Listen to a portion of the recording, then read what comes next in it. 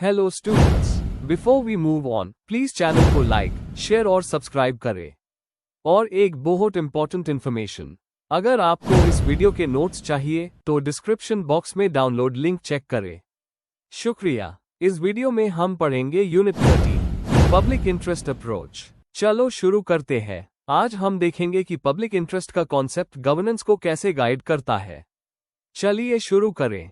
In this video हम cover करेंगे 1. Introduction, public interest का बेसिक मीनिंग समझेंगे। 2. Concept of public interest, public interest की सिंपल डेफिनेशन और examples. 3. Approaches to public interest, public interest को समझने के theoretical models. 4. Responsibilities towards public interest, government और ऑफिशियल्स की जिम्मेदारियां। 5. Pursuit of public interest, policies और PIL के थ्रू पब्लिक इंटरेस्ट का implementation. 6. Criticism of public interest approach, इस अप्रोच की लिमिटेशन समझेंगे। 7. कंक्लूजन, टॉपिक का quick overall summary. Before we move on please like, share and subscribe the channel. Thank you. Let's see next topic. 1. Introduction. 1. Human relations approach का focus organisation के लोगों पर होता है। 2. ये कहता है कि एम्प्लॉइज मशीन नहीं होते, उनके इमोशंस, फीलिंग्स और सोशल नीड्स होती है। 3. हॉथॉर्न एक्सपेरिमेंट्स के बाद ये अप्रोच पॉपुलर हुआ जब पता चला कि वैल्यूड फील करने से परफॉर्मेंस इंप्रूव होती है। 4. इसमें मोटिवेशन, कम्युनिकेशन, टीम वर्क और लीडरशिप को बहुत इंपॉर्टेंस दी जाती है। 5. मैनेजर और वर्कर्स के बीच अच्छे रिलेशन से ऑर्गेनाइजेशन की प्रोडक्टिविटी बढ़ती है। 6. वर्कप्लेस को एक सोशल सिस्टम माना जाता है जहां कोऑपरेशन और ट्रस्ट जरूरी है। 7. यह अप्रोच रूल्स और स्ट्रक्चर से ज्यादा ह्यूमन बिहेवियर और सेटिस्फैक्शन को इंपॉर्टेंस देता है। 8. बेसिक आइडिया, अगर एम्प्लॉइज खुश और मोटिवेटेड होंगे तो ऑर्गेनाइजेशन बेटर परफॉर्म करेगा। Before we move on please like, share and subscribe the channel. Thank you. Let's see next topic. 2. Concept of public interest. 1. Public interest का simple मतलब है ऐसा काम जो पूरी सोसाइटी के फायदे के लिए हो। 2. इसका focus common welfare, justice, fairness और पब्लिक प्रोटेक्शन पर होता है। 3. इसका मीनिंग फिक्स्ड नहीं होता, टाइम, सिचुएशन और सोसाइटी की नीड्स के हिसाब से चेंज होता रहता है। 4. हर स्कॉलर इसको अलग तरीके से डिफाइन करता है, इसलिए इसका एक यूनिवर्सल मीनिंग नहीं है। 5. पब्लिक इंटरेस्ट में लोगों की बेसिक नीड्स और डेवलपमेंट नीड्स दोनों इंक्लूडेड होती है। 6. गवर्नमेंट पॉलिसीज, लॉस और कोर्ट्स अक्सर डिसीजंस लेते वक्त पब्लिक इंटरेस्ट को बेस बनाते हैं। 7. कभी कभी पब्लिक इंटरेस्ट का नाम लेकर पर्सनल या पॉलिटिकल मोटिव भी छुपा होता है, इसलिए इसका यूज केयरफुली इवैल्यूएट करना जरूरी है। 8. पब्लिक इंटरेस्ट इंडिविजुअल राइट्स और सोसाइटी के वेलफेयर के बीच बैलेंस बनाए रखता है। बेंडिट के 2 types of public interest. 1. Course of life interests, basic जरूरतें जो एक इंसान की स्टेबल लाइफ के लिए इंपॉर्टेंट होती है, जैसे food, shelter, health, education, safety. 2. Improvement interests, वो नीड्स जो लाइफ की क्वालिटी इंप्रूव करने में मदद करती है, जैसे ग्रोथ अपॉर्चुनिटीज, स्किल्स, फैसिलिटीज और progress. Before we move on please like, share and subscribe the channel. Thank you. Let's see next topic. 3. Approaches to public interest. यह अप्रोचेस बताती हैं कि पब्लिक इंटरेस्ट को कैसे समझा जाए और कैसे डिसाइड किया जाता है कि पब्लिक के लिए क्या सही है। 1. एबोलिशनिस्ट अप्रोच कहता है कि पब्लिक इंटरेस्ट जैसी कोई चीज क्लियरली एग्जिस्ट नहीं करती। सोसाइटी में सिर्फ प्राइवेट या इंडिविजुअल इंटरेस्ट्स होते हैं। पब्लिक इंटरेस्ट का नाम कई बार मिसयूज होता है।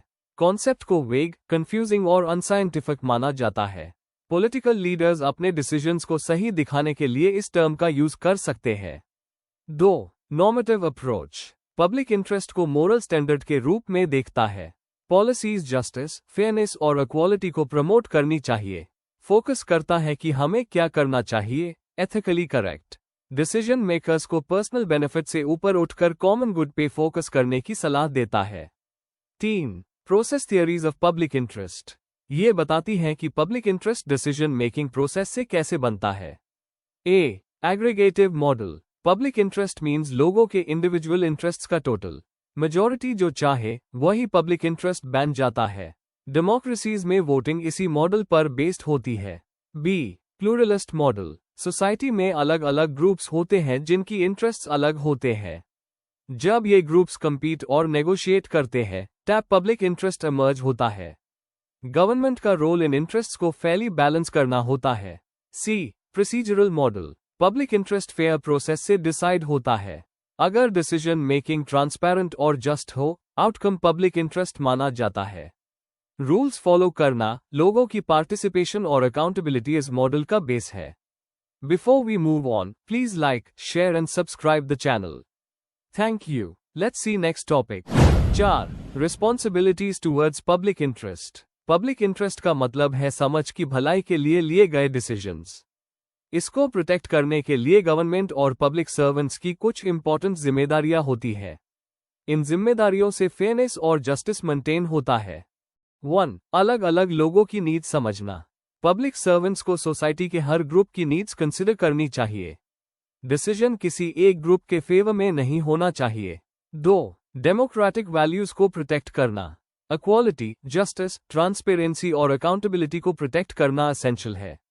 पब्लिक रिसोर्सेज का फेयर यूज होना चाहिए। 3. एथिकल डिसीजन लेना। डिसीजंस हमेशा ऑनेस्ट और अनबायस्ड होने चाहिए। पर्सनल या पॉलिटिकल इंटरेस्ट डिसीजन पर इफेक्ट नहीं करना चाहिए। 4. Current responsibilities. Present welfare, trust और कोऑपरेशन को बिल्ड करना। पॉलिसीज को फेयर तरीके से इम्प्लीमेंट करना। 5. Future responsibilities. Long term impact, future generations और सस्टेनेबिलिटी को ध्यान में रखना। एनवायरमेंट प्रोटेक्शन और रिस्पॉन्सिबल गवर्नेंस एंश्योर करना। 6. पब्लिक गुड को प्रायोरिटी देना। पब्लिक सर्वेंट्स को हमेशा पब्लिक वेलफेयर को पहले रखना चाहिए। करप्शन, फेवरेटिज्म या पावर मिसयूज से बचना चाहिए। 7. पब्लिक ट्रस्ट मेंटेन करना। काम ऐसा हो जिसमें लोगों का ट्रस्ट बिल्ड हो। ट्रांसपेरेंसी से पब्लिक कॉन्फिडेंस स्ट्रॉन्ग होता है। Before we move on, please like, share and subscribe the channel. Thank you. Let's see next topic. 5. Pursuit of public interest. 1. Public interest का मतलब है ऐसा काम जो पूरे समाज के भलाई के लिए हो। 2. गवर्नमेंट वेलफेयर पॉलिसीज, लॉस और स्कीम्स के थ्रू पब्लिक इंटरेस्ट को अचीव करती है। 3. डिसीजंस का गोल होता है मैक्सिमम लोगों को बेनिफिट देना, बिना माइनॉरिटीज को नुकसान पहुंचाए। 4. Courts PIL, public interest litigation, के थ्रू पब्लिक प्रॉब्लम्स को एड्रेस करते हैं। 5. सिविल सोसाइटी, NGO और एक्टिविस्ट्स पब्लिक इश्यूज को हाईलाइट करते हैं। 6. मीडिया करप्शन, इनजस्टिस और गलत पॉलिसीज को एक्सपोज करके पब्लिक इंटरेस्ट को सपोर्ट करती है। 7. पब्लिक सर्वेंट्स को ऑनेस्टी, ट्रांसपेरेंसी और अकाउंटेबिलिटी से काम करना होता है। 8. मेजॉरिटी के इंटरेस्ट और माइनॉरिटी के राइट्स के बीच बैलेंस मेंटेन करना जरूरी है।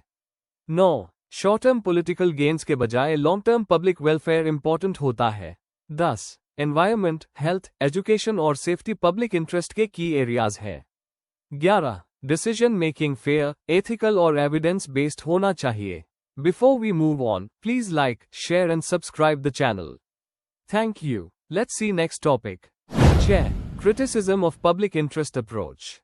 1. Public interest का कॉन्सेप्ट क्लियर नहीं होता, इसकी कोई एग्जैक्ट डेफिनेशन नहीं है। 2. इसकी क्लैरिटी ना होने की वजह से हर ग्रुप इसको अपने फायदे के हिसाब से एक्सप्लेन करता है। 3. गवर्नमेंट कई बार गलत पॉलिसीज को भी पब्लिक इंटरेस्ट के नाम पर जस्टिफाई कर देती है। 4. कभी कभी मेजॉरिटी का इंटरेस्ट ही पब्लिक इंटरेस्ट बोल दिया जाता है, जिससे माइनॉरिटी को नुकसान होता है। 5. डिसीजन मेकर्स अपना पर्सनल इंटरेस्ट को भी पब्लिक इंटरेस्ट समझ बैठते हैं। 6. ये डिसाइड करना मुश्किल होता है कि कौन सा इंटरेस्ट सच में सोसाइटी का है। 7. पावरफुल लोग पब्लिक इंटरेस्ट को मैनिपुलेट कर सकते हैं अपने बेनिफिट के लिए। 8. रियल लाइफ में अलग अलग ग्रुप्स के इंटरेस्ट क्लैश करते हैं, इसलिए ट्रू पब्लिक इंटरेस्ट ढूंढना मुश्किल होता है। 9. पब्लिक इंटरेस्ट को जज करने का कोई क्लियर मेथड नहीं होता। 10. इसी वजह से ये अप्रोच कई बार प्रैक्टिकल से ज्यादा आइडियलिस्टिक लगती है। Before we move on, please like, share and subscribe the channel. Thank you. Let's see next topic. 7. Conclusion. 1. Public interest approach ये बताता है कि गवर्नमेंट के डिसीजन समाज की भलाई को सबसे ऊपर रखें। 2. ऑफिसर्स को ईमानदारी, ट्रांसपेरेंसी और एथिक्स के साथ काम करने की जरूरत होती है। 3. पब्लिक इंटरेस्ट एक गाइड की तरह काम करता है ताकि पॉलिसीज फेयर और जस्ट हो। 4. इसका फोकस ये होता है कि डिसीजन सिर्फ कुछ लोगों के नहीं बल्कि पूरे समाज के हित में हो। 5. क्रिटिसिज्म के बावजूद यह अप्रोच गवर्नेंस में अकाउंटेबिलिटी और ट्रस्ट को स्ट्रांग बनाती है। 6. यह लॉन्ग टर्म थिंकिंग को प्रमोट करता है ताकि पॉलिसीज आने वाली जनरेशंस के लिए भी यूजफुल हो। 7. ओवरऑल यह अप्रोच डेमोक्रेसी को स्ट्रांग बनाती है क्योंकि इसका सेंटर पब्लिक का वेलफेयर होता है।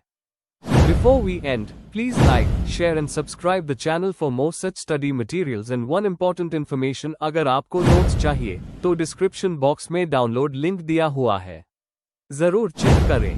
Thank you.